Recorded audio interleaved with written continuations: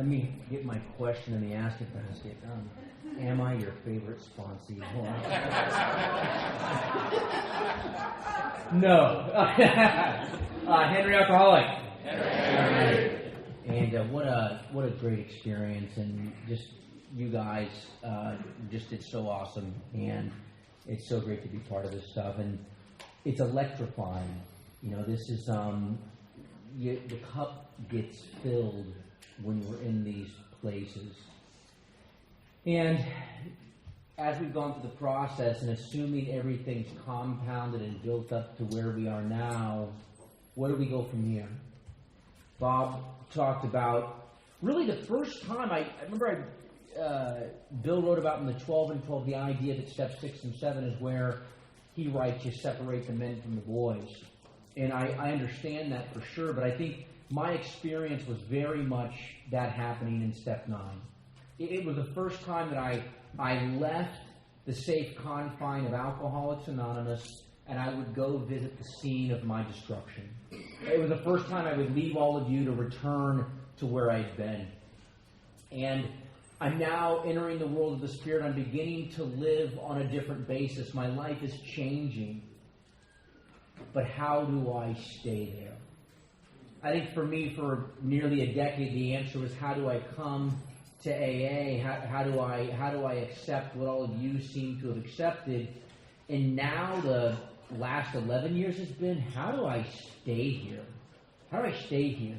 How do you stay in AA when the new car smell has worn off? Right? When that great home group everybody talks about, like, I've seen this happen. I'll talk to I have the best home. I love this home group. It's great. We're awesome. We do all these things. Then I go into the home group and look around, and I'm with those people. You know, like there's this old idea that familiarity breeds contempt. You know, like I don't get to choose who I'm on the bus with, and here I am with all these people, and I have a way about myself where the shine of things wears off. The attraction of things wears off. How do I keep the new car smell in AA? And we're talking about this thing in step 10, and you know, I remember when, depending upon where I was, and I was a guy who did a lot of what we call in AA geographical attempts at solutions. I thought I had my memory. Turns out, you're not going to believe this, but my memory isn't always accurate. Not, you know. Even more so because pretty much the large part of my 20s were a complete blackout. I have no clue. Remember, I saw this movie once. The name, I think it was called Memento, and it was about a guy with amnesia. So before he went to sleep, he got to put up Polaroids and notes about. I'm like, that's it. I have amnesia. This is what's wrong with me. And I'm like, maybe that's a good idea. And then you have your friends record you. You're like, no, don't, no notes, no photos. I don't want to know what's going on. And depending on where I was, it's interesting because the book seems to be the same everywhere you go, but the practices in AA, behind the facade, there's a magic here. I think in some ways, whenever two or more are gathered, there's a magic.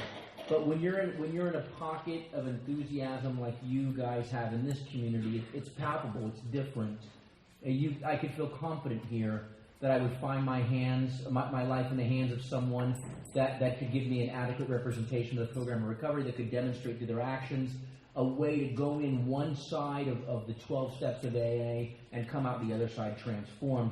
I'm confident that would happen here.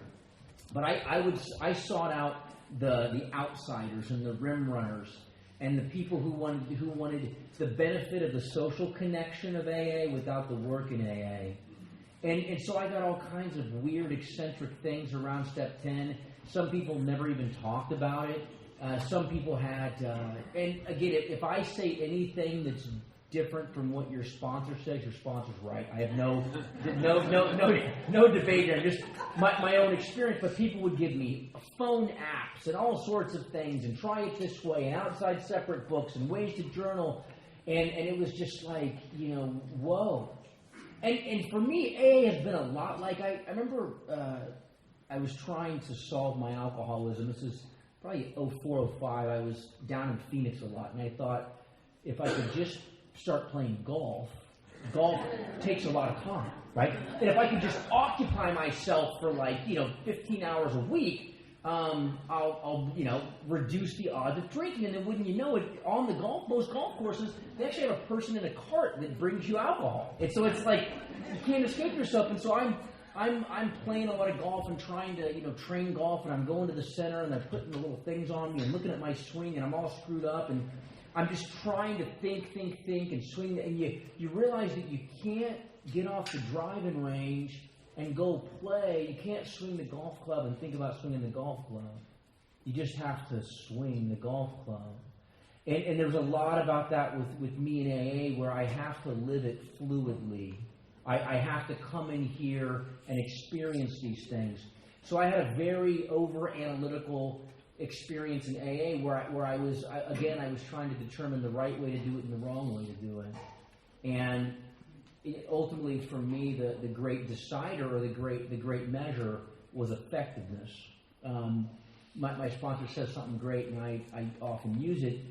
You hang around AA, and the meeting before the meeting after the meeting, hanging out in diners, we get into sometimes heated debates about certain things, and opinions here and there. And we were laughing, and Bob said one time, he goes, Henry, he goes, in AA, it ain't about who's right, it's about who's left.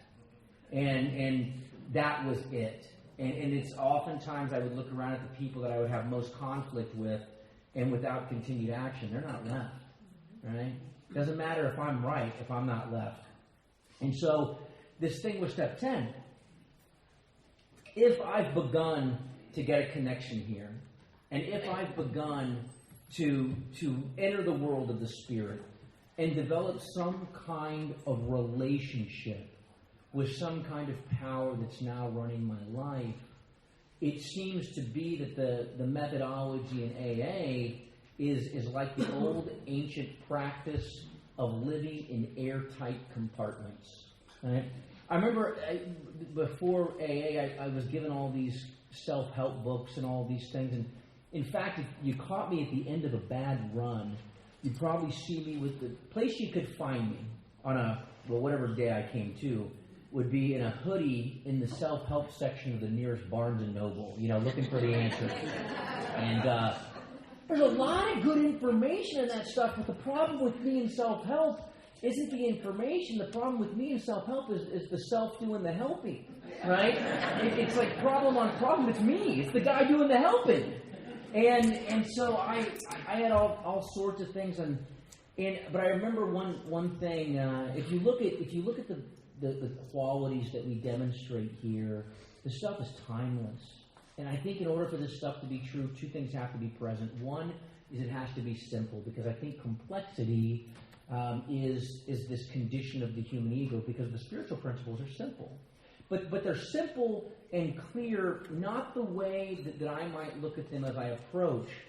I've come to see steps 10 and 11 in this experience with God almost from the perspective of the old parable of spiritual growth being the metaphor of crossing a river.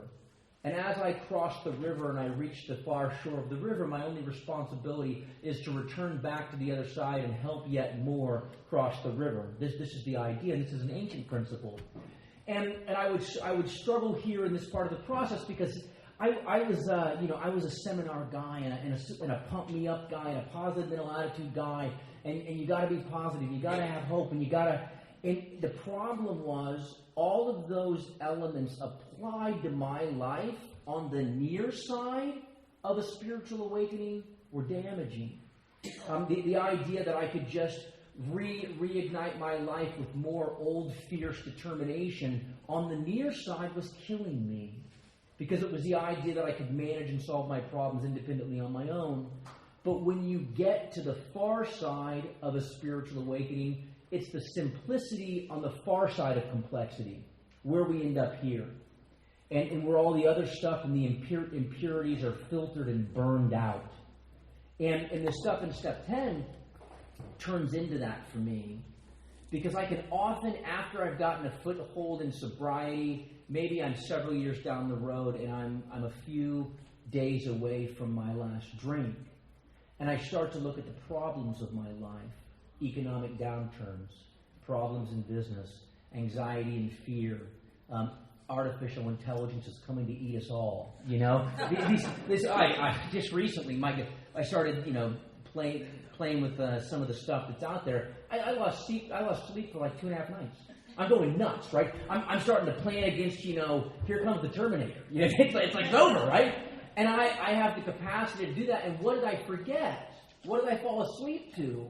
I fell asleep to the fact that I'm returning to seeking my own power to fix and solve and manage my own life. This is the great liability for me. The great liability for me is that I'm capable of now being on the far side of a spiritual awakening, to fall asleep to the fact that I'm on the far side and think that I'm the one that rowed the boat across the shore. Right? I can fall asleep in this new life. I can fall asleep to who deserves the credit, and it ain't me. Right? That's why I need all of you and people who used to know me when I was drinking. They remind me frequently. They're called friends in AA, although they don't sometimes seem like that. And so when I look at step 10, it's this idea of continued inventory. And if you're anything like me, man, I can wear stuff out. I can take the idea of effective and adequate inventory, and I can become we have a buddy, Craig. He calls certain people scribblers, right? Like where I'm inventorying everything. I was a little anxious in the Starbucks line. Write that down. Okay. When I get to the next and like next thing you know, it's like it's 4 o'clock in the afternoon. You got 6 pages. You haven't even been living your life. You've just been writing about it. Like you're some kind of self-centered journalist. Just like documenting my whole day here. And God, I can go there. I can go there too. Because you tell me it's good for me. Inventory is good for me. But I can take that to an extremity. And I think the idea is that I must continue for watchwords. And how do I continue looking for them? Do I live my life in a state of anxious paranoia? Watch out for selfishness. Watch out for selfishness. No. I think what we've discovered is that we're now getting something inside of us coming alive, something that's always been there our entire life, but has been obscured and covered up. I've heard this metaphor about the work up to this point and what it is. And if you've ever been to like an old scrap yard or old junk yard, sometimes they'll have those industrial-sized magnets, like strong enough to pick up a car. And you see one of these things fresh when it's been cleaned off, and it's just this pure potential energy. But if you drag that magnet through the scrap heap, it picks up all sorts of stuff: metal, car, scrap, until all of the magnet is completely encased in all of this junk and scrap, and you can't even see what's underneath. And what we're doing in the inventory and step work process is we're removing all of that to reveal, not to discover something outside, but to reveal what's always been there on the inside. And the more I lean into that, the more I develop some kind of instinct, direct instinct. And the way that I found successfully with working this process to continue to take personal inventory is by being, we call it getting current with my sponsor. And I've got other friends that I see in my groups where we'll get current with each other. I want to be current with my sponsor. That I'm not letting anything, and current can be 4 to 6 weeks sometimes, depending upon the thing, And not right. I want to get a little more mileage out of this one because I know what he's going to tell me. There's one in particular. I'll share in a general way, like I'm supposed to. So I can be threatened, right? And there's a couple things that threaten me more than others. One is financial insecurity, right? I can get terrified. Some people can't be powerless unless they're penniless, and I understand that.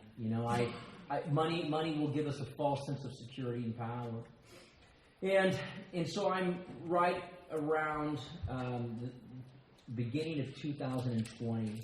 I'm trying. What I generally do for a living is I have a small investment fund, and my job is essentially every year to take $1 and come back with $1.15. That's it. And I look at different kinds of opportunities, and I'm looking at one, and it's a chemical paint and coating company in Scotland, and they have a great little business. and it's in Scotland, and they have a great business footprint in Europe, but nothing over in the U.S., and so there's some opportunity to take their product and put it onto cruise ships in South Florida, and it's a great deal. And so I've got a partner, he's old Navy guy, long time maritime experience, so he's the expertise in the deal, and I'm the talking head, and we're going to go do this deal. We get over there, and he's a drinker. He's not sober. And everything starts out fine, but we're at a dinner with these people, and everything's great. Everyone's civilized. Did a tour of the factory. Everything's going great. And he's drinking.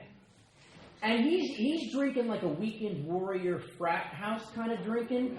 Yeesh. And you see, you know when like the words start, you see it, this is not going to be good. It's only like 7 o'clock, right? It's early. You're like, oh, God. And so he goes, and I can just see like the eyes roll in the back of the head, and it's a new person, and here comes the embarrassing slurs, and here comes the arrogance and the banging on the table, and all of a sudden the people we're with are starting to get turned off, almost to the point where he's blowing the deal, right? So I sort of lovingly start to massage the situation, try and get him back to the hotel to sleep it off, and lick the wounds of what had just happened. And I thought everything was okay. And I'm flying back. I'm going back down to London for a couple of days to see a friend of ours, Joanne, and I'm heading back down to the airport, and I get an email, and he's furious. What he thinks I've done is rather than kind of save the situation, he thinks I've embarrassed and undermined him, right? And now he's going to go nuclear and blow the whole thing up just to spite me. So, being the spiritual guy that I am, I've got a plan B too, because what he doesn't remember is the last year or so we would have these lunch meetings up in Palm Beach County. And there's a gentleman's club up there. They call it a gentleman's club. I'm not sure why, and they serve food, but that's beside the point. But anyway, that's where we are. And this individual may or may not have had some interactions with a particular employee of that establishment that his wife may or may not know about, right? And so I think because I'm doing the right thing, she should probably, somebody should tell her, right? So, and it's probably me. I'm the person that should tell her, and that's the deal, right? And so I got the plan. I don't know if I'm going to do it directly. I think what I'm going to do is, and so I am devising this thing, right? Eye for an eye, baby. Let's go. If you're tearing it down, I'm tearing it down. We're going. And then I'm an idiot. Before I do anything, I call my sponsor.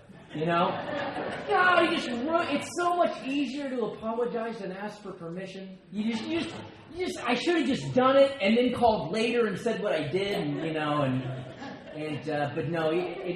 So in continuing to take personal inventory, sometimes I can do that directly, or sometimes I'm reaching out to my sponsor to stay current, and he'll save me from stepping on a gigantic banana peel, right? Because when I'm enraged and justified, watch out. Because I've got moral virtue on my side, right? I'm doing the right thing. That's right. And so that's how that particular part of the process works for me, and I'm insulated. It comes from the other direction too. Sponsorship has been indispensable for me. So I'm getting calls. Depends on the day. I have set call times for the sponsees I work with, because some of them from time to time are going through particular issues. So sometimes I'll be going crazy in my head and the phone will ring at just the right time. So my practicing of the 10th step, when I'm watching out for selfishness, dishonesty, resentment, and fear, these watchwords, sometimes it's deliberate, and sometimes really, it's I've done the work and I've done the practice, but now it's living in harmony with the process. And it seems that the life that AA has constructed around me work me through the step work, not in some self-manufactured intentional way, but the way that my life has come together. I'm living in the tapestry that my life has become through interacting and being with all of you. Another way to say that is, it's effortless. This becomes effortless. Some days it's impossible, right? But when I'm living in this way, this stuff happens fluidly. And I want to continue on, and I want to grow in that old gymnasium metaphor that I gave, where you flip on the lights and 45 minutes later those old halogen lights start to heat up and finally fill the place with floodlights. I want to continue growing this connection and this seed that's been planted. And so I had a lot of arrogance and prejudice surrounding Step 11. So one of the things I did when I was a kid, I would escape into literature. I'd get my hands on any book I could get my hands on, and I would hide either under my bed, and I had this little kind of like fort that I had made outside, and I'd go out with a flashlight, and I would read and consume every single book that I could get my hands on. And that reading took me down some interesting places, and when I started to experiment with mind-expanding psychedelics and other things, got into more literature, and then came across the electric Kool-Aid acid test, and then from there got turned on to the Beat Generation and Kerouac and those guys, and fantasized about speeding across the country like On the Road, and they some of his writings and talks about getting into meditation, going out to Big Sur, and diving down that wormhole. I started to seek this practice of meditation, and now I had no guidance. I was just kind of doing what I thought I was reading, and that happened when I was in my teenage years. And as one of the things that I would continually do during my struggles in and out of sobriety and my inability to stay sober is I would try and seek other spiritual practices. I would go to Shambhala centers, and I would go to a monastery when I was living in Seattle, and a couple times a month they would have the procession of monks chant. And the vibrations and the sound and the wave frequencies would wash over you. And I would have these amazing experiences. With the advent of the internet, you could go online and search for all sorts of crazy, weird, guided meditations with anything you could ever imagine. And so to say that I came in partially arrogant and then really confused would be an understatement. And so I'm looking to practice this because I want to grow deeply and effectively in this relationship. And I remember I went to this if you want to get really confused, go to an AA meditation meeting, right? where some random person's the chairperson. I went to one, my first one. And it was at the Brickell Noon clubhouse thing, and I liked it. He was a nice guy. I like him. He was a nice guy. He was a friend of mine. But he was the chairperson, and I'd never heard him chair before. I'm like, this will be interesting. Maybe he'll have something new to say. And it was a meditation meeting, so he started us off, and I guess it was some visualized thing. So he had us all close our eyes, and then like 2 minutes into it, he's like, "All right, now I want you to envision the person or thing you hate most in the world, 6 feet in front of you." And I'm like, "What's going on here?" And I'm like peeking my eye open to make sure nobody's going crazy. And then he proceeds to instruct us to take the thing you hate the most and then have laser beams come out of your eyes and blow the thing up, right? And this is what he I finished that meeting, no idea where in the big book that is, but I'm like, what is going on? And I was more confused and disconnected than ever because I had no strong footing. I didn't really have any practice before. I had a bunch of piecemeal stuff that I had sought out, but I didn't have anyone I could turn to who would effectively set into place a long-term practice. And then eventually I start working with my sponsor, and we get into the directions, less a meditation in the sense that I had come to see it, and more of a contemplative process. And the structure that Bill gives me, not that additional seeking, I have no opinion one way or the other on it. I'll tell you, as a quick aside, I still continue to seek. I'm a guy who has done, at this point, 6 10-day silent meditations in my sobriety. My sponsor thinks I'm nuts. I think I'm nuts. I've had a lot of great transformation from them. But to clarify, the things I seek in those areas, they are in addition to, never substitution for, the work I do here. And I can fall into trouble when I seek in substitution for the foundation here. And I'll give a quick example of that here in a second. But the when we retire at night and upon awakening structure that Bill gives us it has been a permanent foundation for me. It allows me to live in those airtight 24-hour compartments. It allows me to live one day at a time and make corrections before I get completely off course. And I've had a couple of friends who I had met through the meditation retreats that we would do. There's 60 acres in Georgia out between Atlanta and Savannah, and I was going up there, and there was a guy. He became a good friend of mine. Really, really nice guy. Just kind of like what was that movie?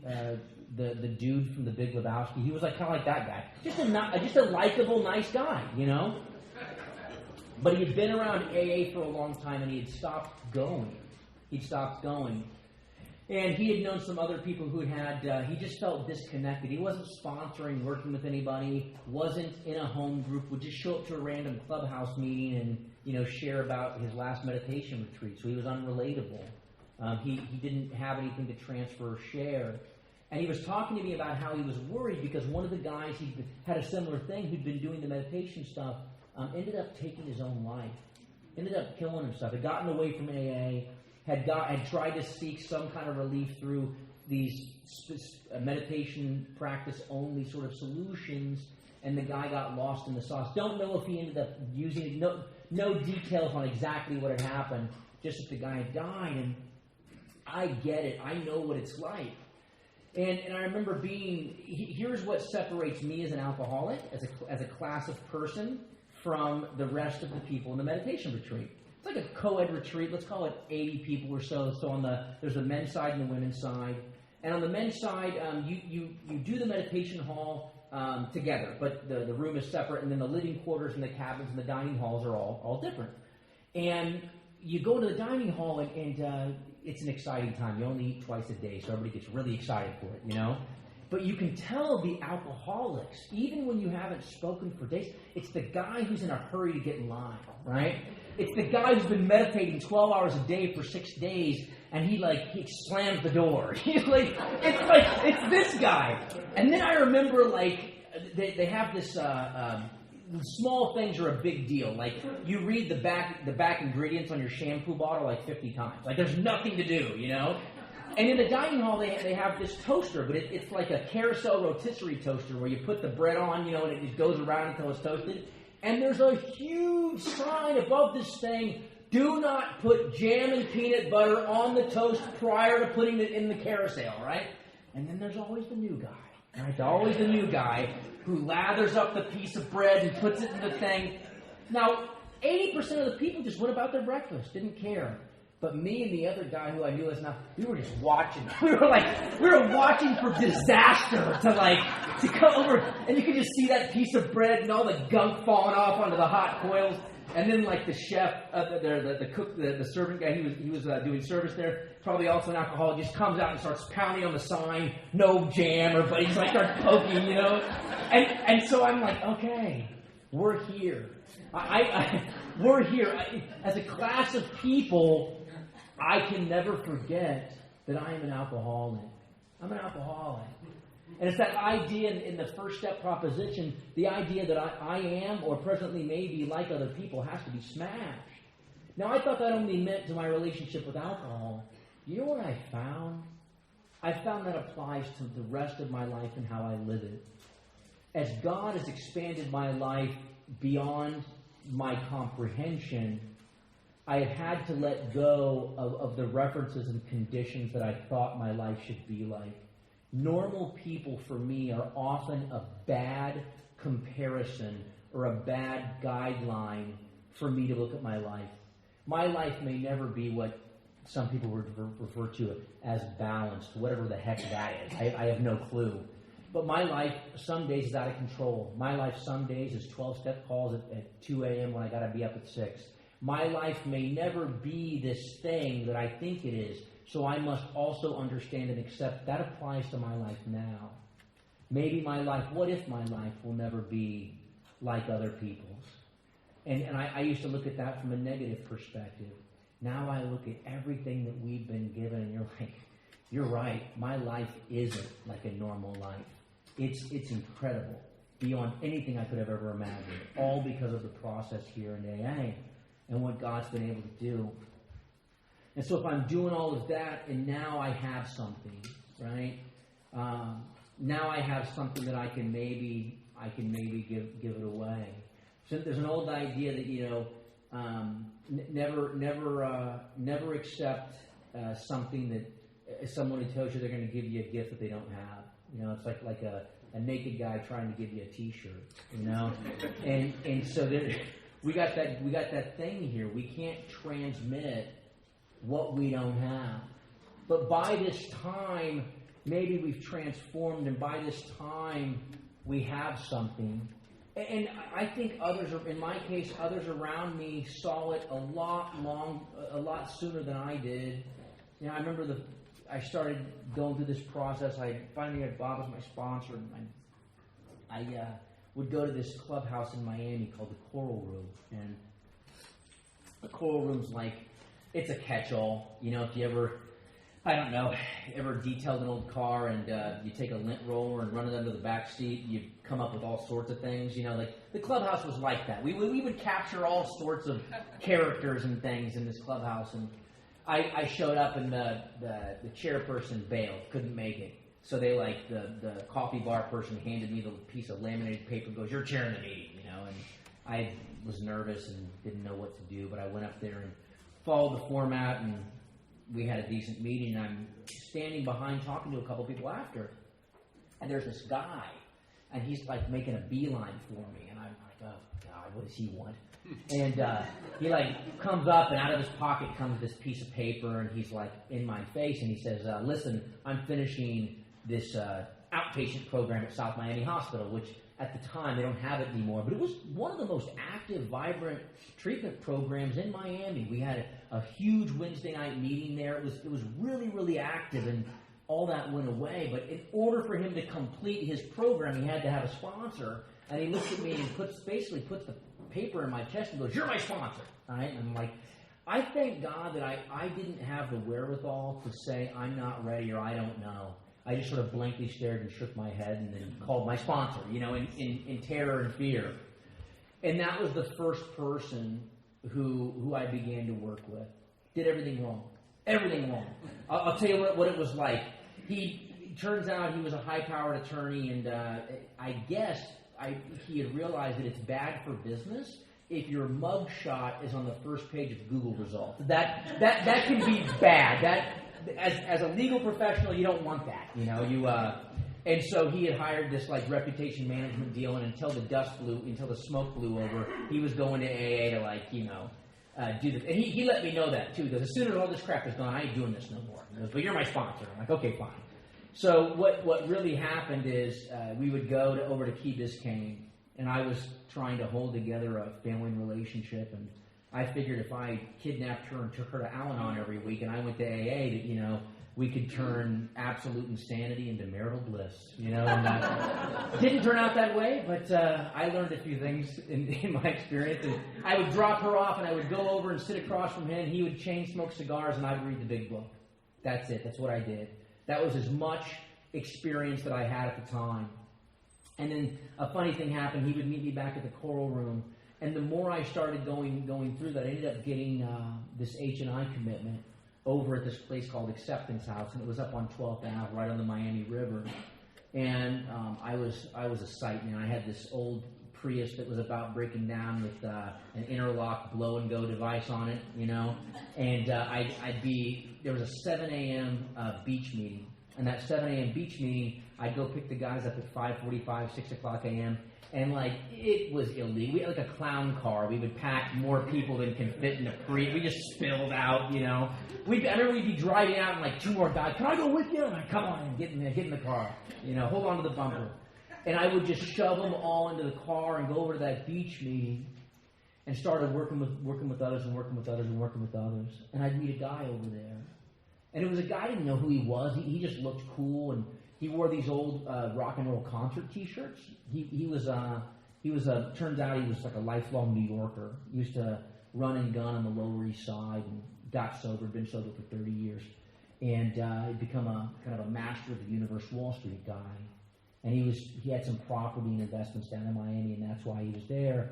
And he was very kind to me. And he would have those old like concert T-shirts, not like the replicas you buy today, like the concert T-shirts from the actual concert back in the day. He was cool, you know. Kind of looked like Lou Reed. He was this guy, you know, tanned, good, cool dude. And he became my friend. And in that first period of time when I was getting sober before I met Bob, he was my sponsor. Didn't know who he was. Didn't know anything about him. He was very unassuming. You wouldn't have known that he was as wealthy as he was or successful as he was. And he ended up helping me in a way that was undescribed. Became like a father figure and a dear friend for me.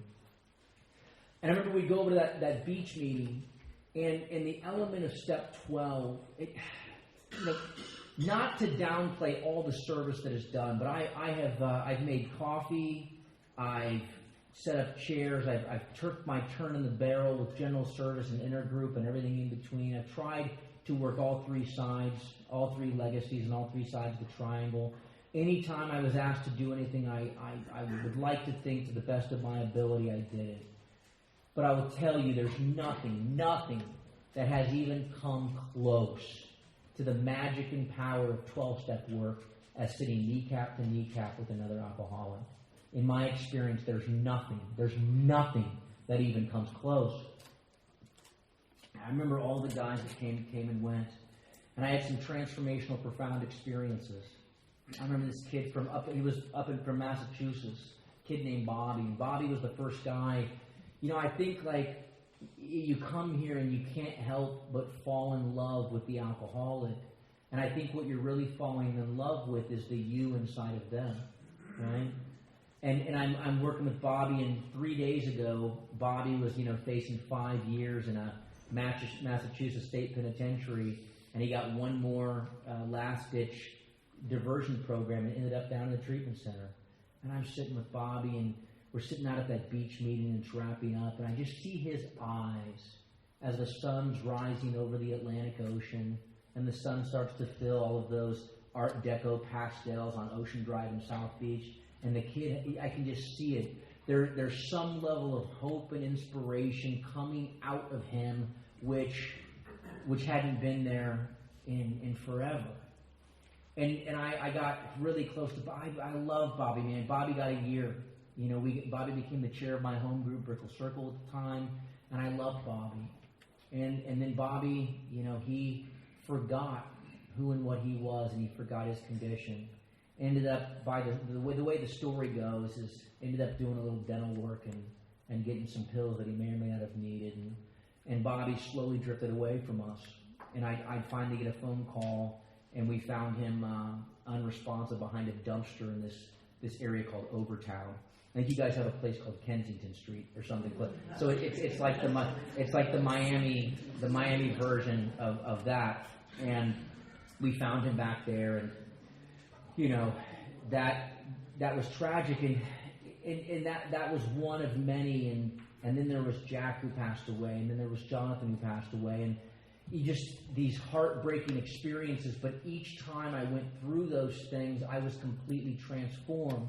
And then eventually in the middle of the heartache, you see the truth, and maybe we have to step across some of the bodies to help the ones that can come along. So, and my experience has been, for every experience like Bobby, like Jonathan, like Jack, like Justin, like the others, there's been the guys who make it and the guys who transform.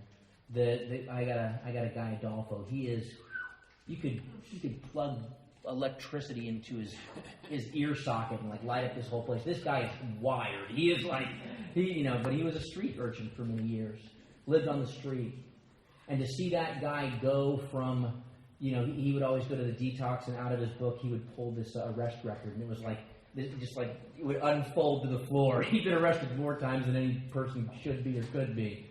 And to see his life transform, and to become a productive member of society, and to see him make amends, and to watch this process present itself over and over and over again, it's an experience we must not miss. And so what's the thing here for me? I think the idea in step 12 of practicing these principles in all my affairs it's not like I saw that originally, or that's something I'm going to go self-help my way into. I think what happens in AA is I abandon myself to doing the best I can one day at a time, to giving away anything I've got. And I think I wake up in the world and I'm a better version than I used to be. I think if I practice the 12 steps and I help someone to the best of my ability go through the process and have a transformation, I think that can't help but spill out into other areas of my life. And the last thing I'll share is the relationship with my sponsor. You know, I had been around for a long time, and I had a lot of people who had tried to help me.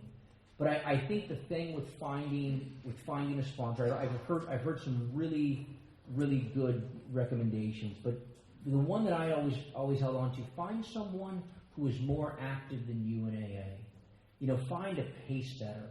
If anybody's ever watched boxing, right, and you get a guy come out in between rounds and he's bloodied up and beat up, and you got a guy there, you got the coach, and in between rounds you got the cut man, right? The cut man's there putting the salve on his eyeballs and telling him how to duck and punch and counter punch. My sponsor is maybe the best cut man I've ever seen in Alcoholics Anonymous. I've come to him in between rounds, bloodied and beaten, and usually the direction is something like, well, go back to a detox, find another sponsee, and what we do, no matter where we are, when we make the approach to another alcoholic, we begin this magical journey all over again. And see, I always think about my step one in relation to the collapse of my life. But my first step is impossible without my sponsor's 12th step. Without his 12th step, there is no way for my first step to come back to life. And in doing so, the circle continues. Thanks for letting me share.